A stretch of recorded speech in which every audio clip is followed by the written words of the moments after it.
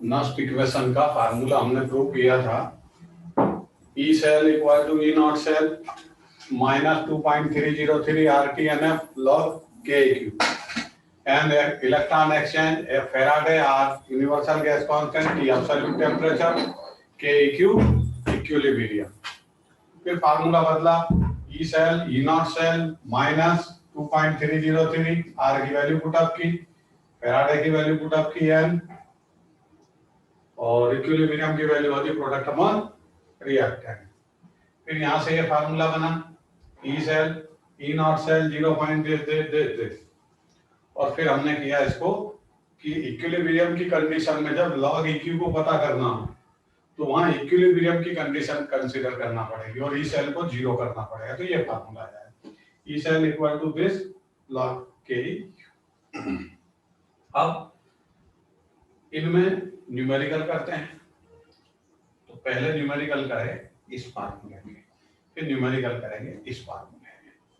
तो Nernst equation के numerical पहले करते हैं। देखिए नस्ट इक्वेशन को किसी रिएक्शन के लिए रिप्रेजेंट कैसे करते हैं पहले वो समझ लें।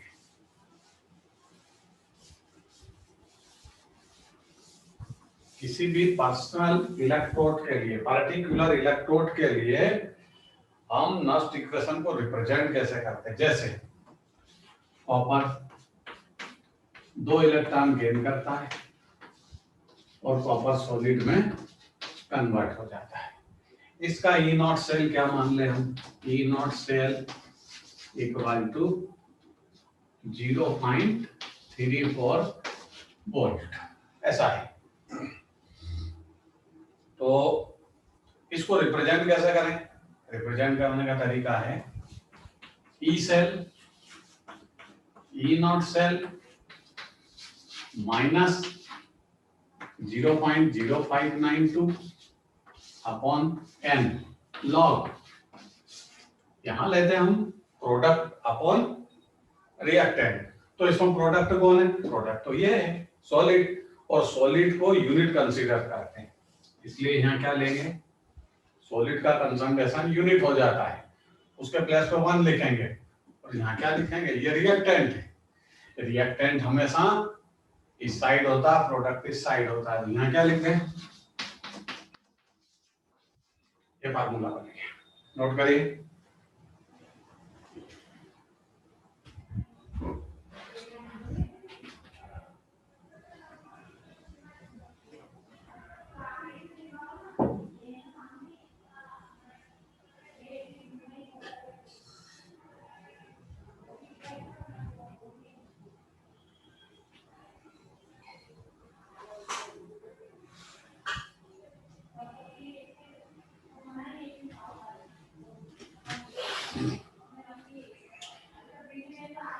ये बना फार्मूला, कौन आया है,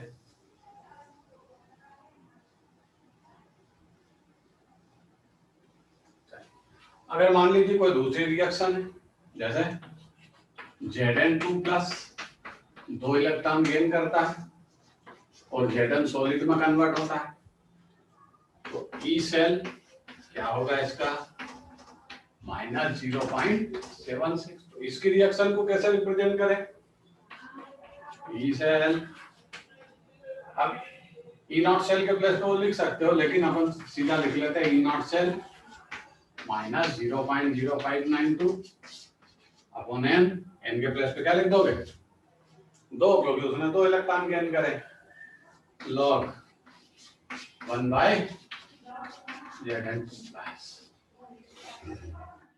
अरे इस रिएक्शन को ऐसे दोनों को नोट करिए, उसके बाद अगली कहानी समझाते हैं।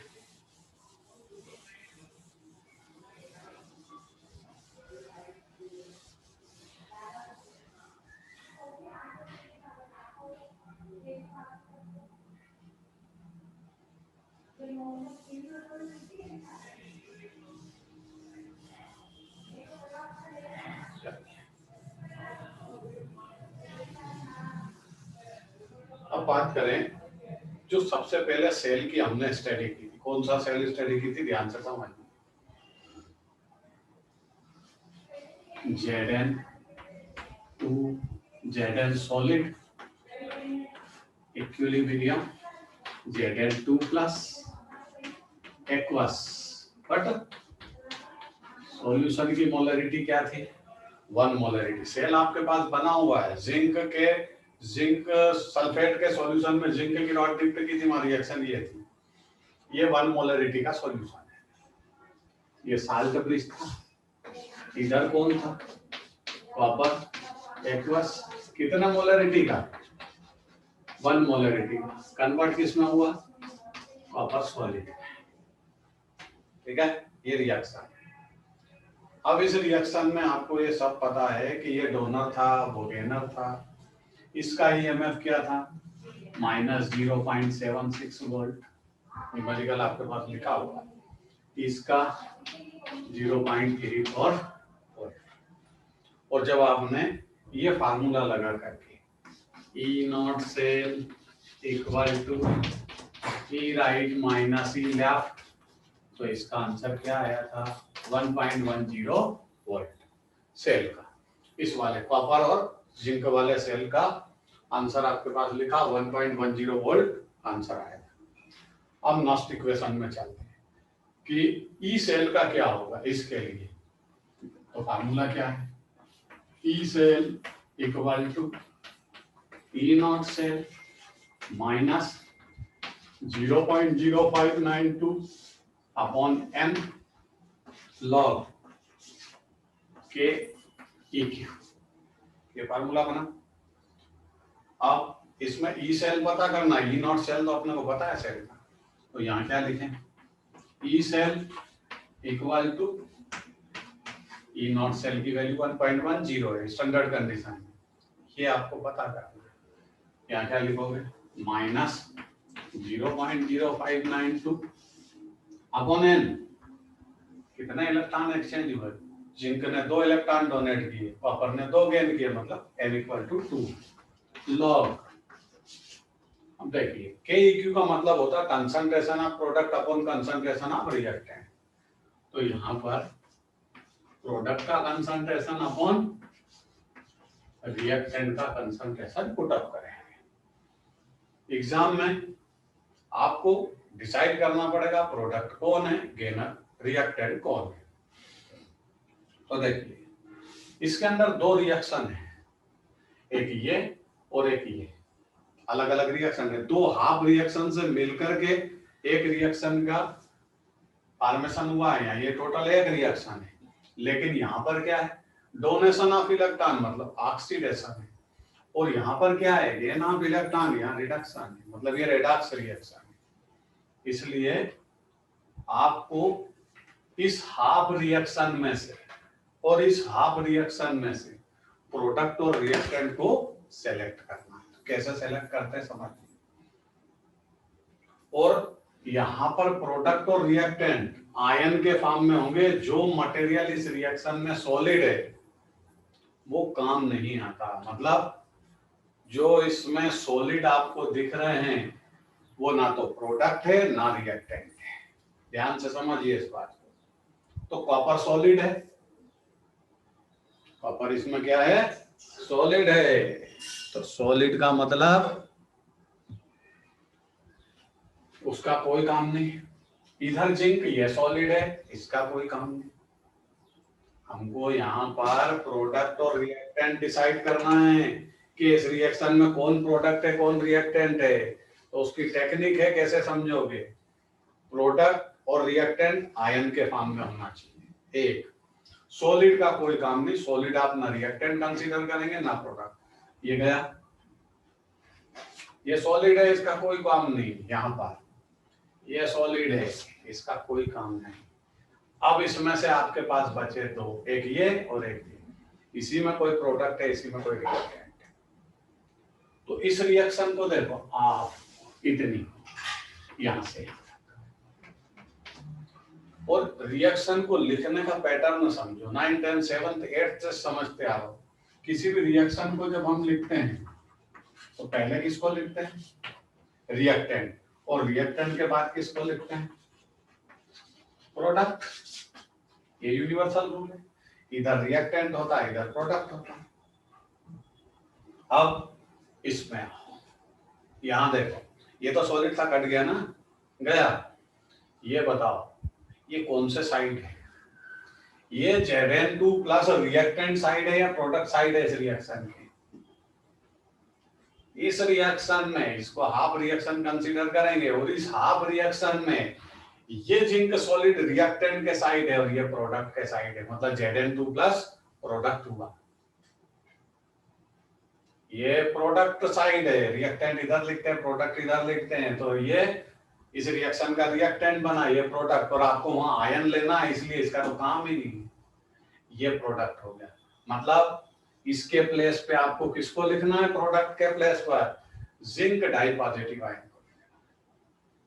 एक दूसरी चीज उधर चाहिए, यहां देखो रिएक्शन, ये रिएक्शन है, इसको पूरी रिएक्शन कंसीडर कर लीजिए। रिएक्शन के इस साइड रिएक्टेंट होता है, उस साइड प्रोडक्ट होता है, वो तो कट चुका है, और वैसे भी हम प्रोडक्ट डिसाइड कर चुके हैं कि ये है प्रोडक्ट। ये किस साइड है? कॉपर डाई पॉजिटिव आयन किस साइड है? ये इस रिएक्शन में रिएक्टेंट साइड है, मतलब copper di positive ion reactant बना, zinc di positive ion product बना।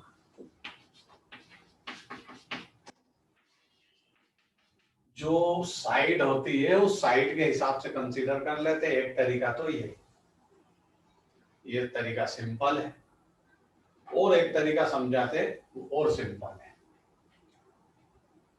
ऐसा याद रखिए।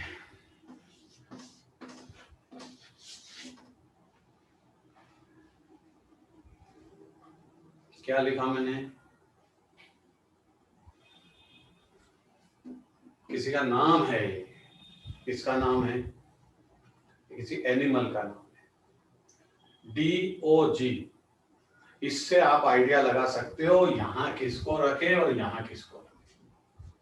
किसी भी रिएक्शन के अंदर कोई सी भी रिएक्शन देते आपको, उसमें आपको प्रोडक्ट के प्लेस पे किसको रखना और रिएक्टेंट के प्लेस पे किसको रखना है, ये फार्मूला आपको बता देगा। DOG, डी का मतलब इसमें क्या है? डी का मतलब डोनर। बताओ इस पूरी रिएक्शन में डोनर कौन है? अरे डोनर जिंक आयन है ना, तो जो रिएक्शन में डोनर है उसको प्रोडक्ट के प्लेस पे रखना, और जो गेनर है D for donor, O for oblique, और जी फॉर गेनर। ये DOG का मतलब है, डोनर ऑब्लिक गेनर। ढूंढो इस रिएक्शन में से डोनर ढूंढिए। डोनर जब आप ढूंढोगे, डोनर जब आप ढूंढोगे तो आयन के फॉर्म में ढूंढना है। बताओ डोनर कौन है इस रिएक्शन में? अरे डोनर तो जिंक है, तो जिंक आयन को लेना, नॉट जिंक सॉलिड। तो यहाँ जिंक आयन रख लीजिए और यहाँ कॉपर आयन रख लीजिए। ये DOG से आपको पता चल जाएगा, जिस रिएक्शन के अंदर जो डोनर होगा वो प्रोडक्ट बनेगा, जो गेनर होगा वो रिएक्टेंट बनेगा। चलिए अब रखते हैं और सॉल्व करते हैं।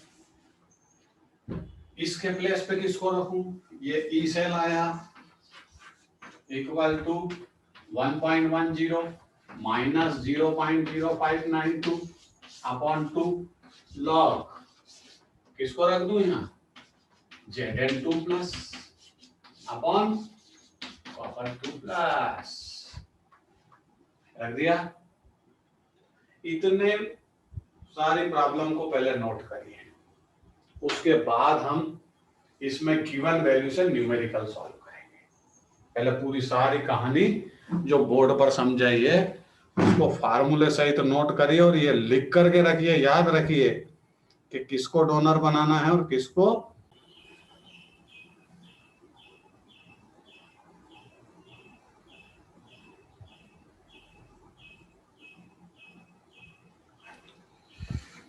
चलिए अब यहां पर हमने डोनर जिंक को बनाया, तो जिंक प्रोडक्ट होगा और ये गेनर है। आप उस रिएक्शन में भी देख सकते हो, ये प्रोडक्ट है, इस पूरी रिएक्शन में राइट साइड है मतलब प्रोडक्ट होगा, और ये इस रिएक्शन में कॉपर आयन रिएक्टेंट साइड है, इसलिए इसको रिएक्टेंट कंसीडर कर ले, या फिर सीधा याद रखिए डीओसी, उससे भी आंसर आ जाएगा। अब यहाँ पर इसको सॉल्व करते हैं, तो थोड़ा सा इसको हटाएंगे और वैल्यू पुट अप करेंगे, फिर सॉल्व करते हैं। अब देखिए यहाँ पर किसको रखेंगे आप, जिंक 2+ को, और यहाँ रिएक्टेंट के प्लेस पे किसको रख दिया, कॉपर 2+ को, ठीक है। अब ई सेल पता करना है, E cell equal to 1.10 minus 0.0592 upon 2 log. आपको न्यूमेरिकल में इनके कंसंट्रेशन गिवन है, ध्यान से देखिए क्या लिखा है, जिंक का आयन का कंसंट्रेशन 1 मोलरिटी, कॉपर का कंसंट्रेशन 1 मोलरिटी, दोनों को पुट अप कर दीजिए, A1 अपॉन 1 मोलरिटी का सॉल्यूशन है, मोलरिटी कंसंट्रेशन यहाँ पुट अप करना था, कंसंट्रेशन का मतलब मोलरिटी। अब इसको सॉल्व करेंगे, 1/1 इक्वल टू 1 बना log 1, तो log 1 क्या हो जाएगा भाई, यहाँ लिख देता, log 1 इक्वल टू 0, ये याद रखना है आपको, ये 0 हुआ पूरा, और 0 का मल्टीप्लिकेशन इसमें होगा, तो ये पूरा क्या हो जाएगा, ये पूरा 0 हो गया।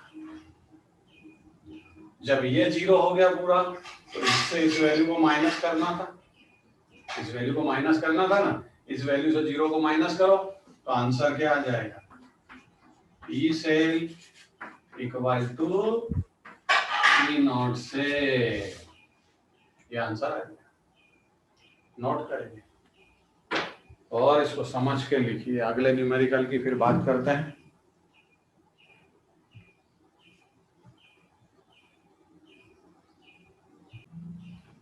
If the concentration equal to each other, if the concentration of solution equal to each other, अब ये 1 मोलरिटी हो, ये 1 मोलरिटी है, तो भी आंसर वही आएगा। अगर सेम कंसंट्रेशन जब तक रखेंगे, जैसे 0.5 है, 0.5 है, तो भी सेम आंसर आएगा।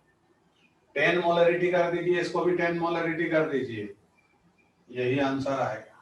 जब तक दोनों सॉल्यूशन का कंसंट्रेशन सेम होगा, तब तक ही सेल ई नॉट सेल के इक्वल होगा, यही नर्स की इक्वेशन है। नर्स ने क्या बोला था कि ई सेल सॉल्यूशन के कंसंट्रेशन पर डिपेंड है, तो जब तक सॉल्यूशन का कंसंट्रेशन सेम होगा, तब तक E cell E not cell के इक्वल आता रहेगा। अब कंसंट्रेशन को चेंज करें, कंसंट्रेशन को चेंज करें तो देखते हैं, यहाँ वैल्यू पुट अप करेंगे, ये पूरा हटा देते हैं,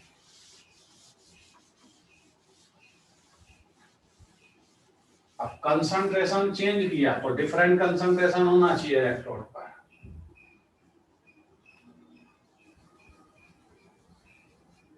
ये चेंज किया, प्रोडक्ट के कंसंट्रेशन को 0.5 मोलरिटी कर दिया और उसके कंसंट्रेशन को 1 मोलरिटी ही रखा। क्या किया आपने, कंसंट्रेशन ऑफ प्रोडक्ट डिक्रीज, ये किया आपने, प्रोडक्ट का कंसंट्रेशन डिक्रीज किया, क्योंकि हम इसको प्रोडक्ट कंसीडर करते हैं। मतलब आपने जिंक आयन के कंसंट्रेशन, जिंक आयन का कंसंट्रेशन 1 मोलरिटी से 0.5 कर दिया। अब देखते हैं क्या होता है। E cell equal to E not cell क्या है, 1.10 माइनस 0.059 अपॉन 2 लॉग। भाई ये तो प्रोडक्ट था ना, पहले से डिसाइड कर चुके हैं, ये रिएक्टेंट है, ये प्रोडक्ट है, तो प्रोडक्ट का कंसंट्रेशन क्या कर दिया आपने, 0.5 अपॉन 1.0, ये कर दिया। देखो भाई आंसर क्या बनेगा, यहां बन जाएगा 1/2, मतलब 0.5, लगभग इतना बनेगा। ये 5 से 1 कैंसल तो ये हुआ 2, तो बना 1/2।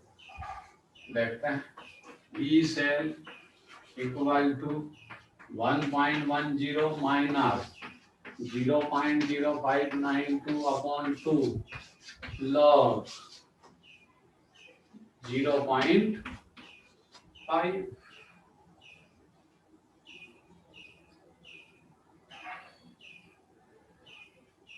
वन बाय, यहाँ बनेगा 1/2, तो ये 0.5। अब आपको लॉग 0.5 की वैल्यू लाना है, तो यहाँ साइड में देखते हैं, लॉग 0.5 की वैल्यू लगभग होगी 0.07 के, कितने के लगभग होना चाहिए, यहाँ रखिए E cell equal to 1.10 minus, इसको 2 से डिवाइड करोगे तो ये बनेगा 0.0296, ये इतना हो गया, और ये इसमें इंटू 0.07, ठीक है, और ये वैल्यू पॉजिटिव, ये आ गया। अब इसका मल्टीप्लिकेशन इसमें करो, फिर ये इससे माइनस होगा, तो ई सेल की वैल्यू क्या होना चाहिए, ये इसमें से माइनस होगा तो ई सेल की वैल्यू क्या हो जाएगी, शायद डिक्रीज हो जाएगी, ये इसमें से पूरी वैल्यू माइनस होगी। मल्टीप्लिकेशन करके आप देखोगे तो ये एक मिनट कहीं गड़बड़ है, फिर से सॉल्व कर,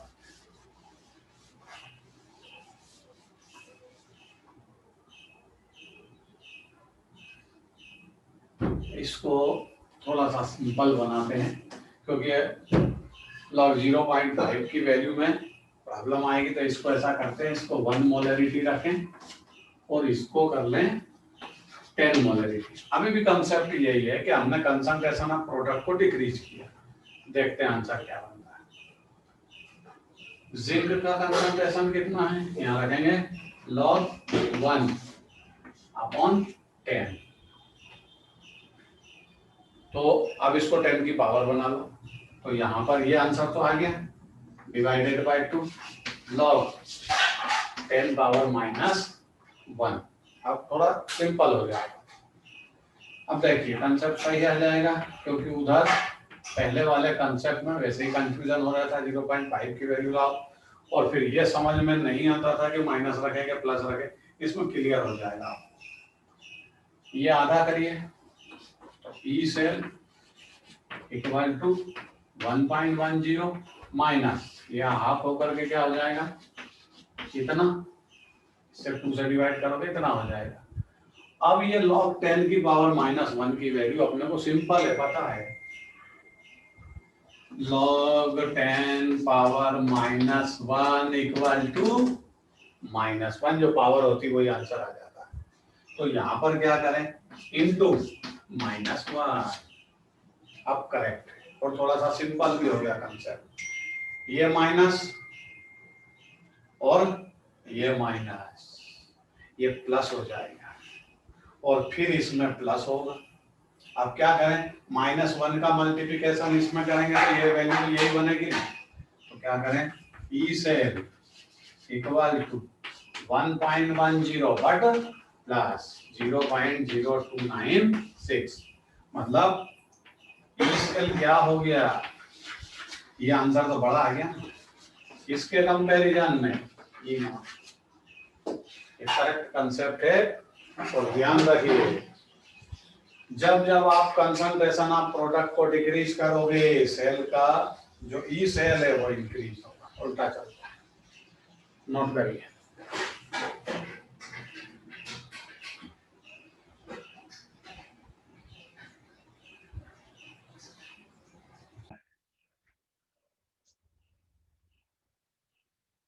इसी फार्मूले को आप चेंज करेंगे, लास्ट जो फार्मूला है उसका न्यूमेरिकल करेंगे।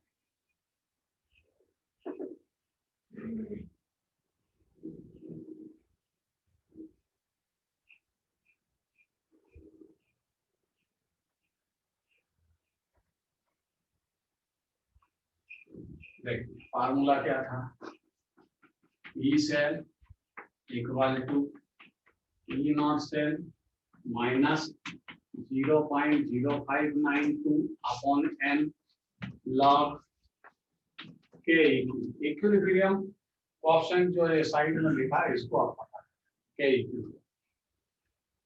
तो इक्विलिब्रियम की जो कंडीशन होती है उसमें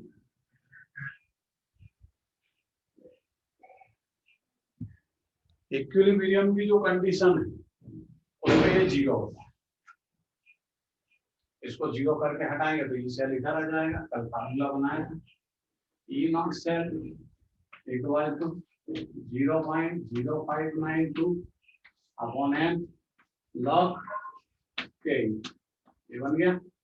अब चलिए सबसे पहले वाले सेल में चलिए, जिंक और कॉपर वाले में क्या ईएमएफ आया था उसका, ये आया था 1.10।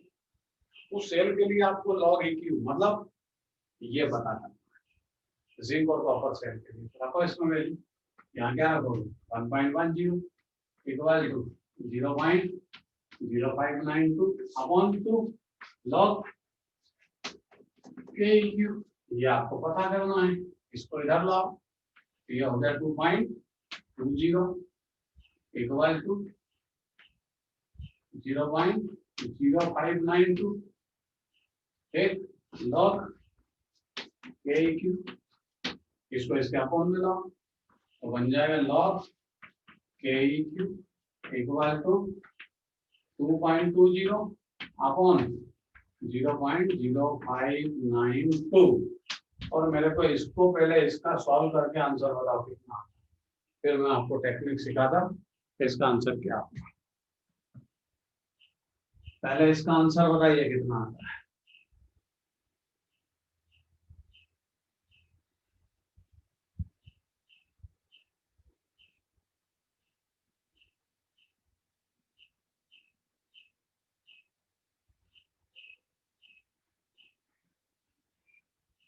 इसको डिवाइड करके आंसर बताइए कितना आता है, उसके बाद अगली बात करें। सबने आंसर लिखा है 37.16। अब सॉल्व करेंगे फिर इसको। ये तो लॉग इक्यू, लॉग के इक्यू इक्वल टू इतना है, याद रखते हैं। इधर सॉल्व करेंगे, लॉग के इक्यू इक्वल टू 37.16, ये आंसर आ गया इसको सॉल्व करने के बाद।